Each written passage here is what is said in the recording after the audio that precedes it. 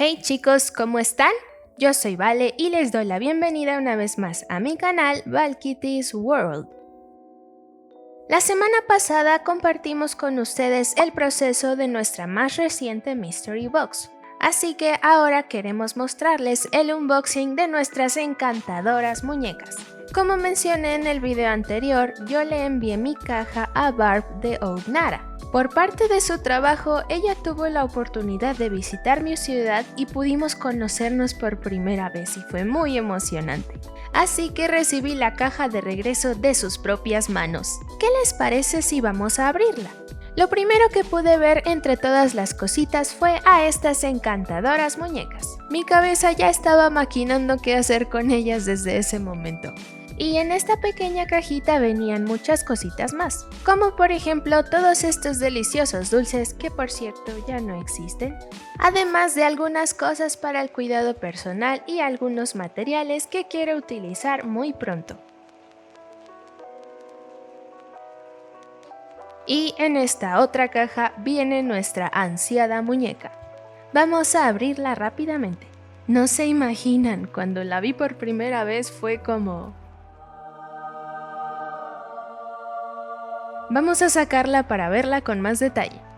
¿Acaso no les encanta? Es tan delicada, adorable, bonita. No tengo las palabras suficientes para describir todo lo que siento cuando la veo. Solo puedo decirles que estoy muy enamorada de ella. Es bellísima. Aquí les muestro todos los detalles más de cerca para que puedan apreciarla de verdad.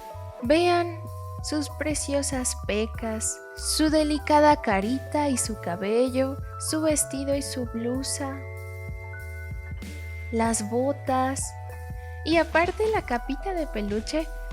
No, simplemente es perfecta. Pero bueno, antes de que me la pase adulándola el resto del video, ¿qué les parece si vamos a ver sus fotos?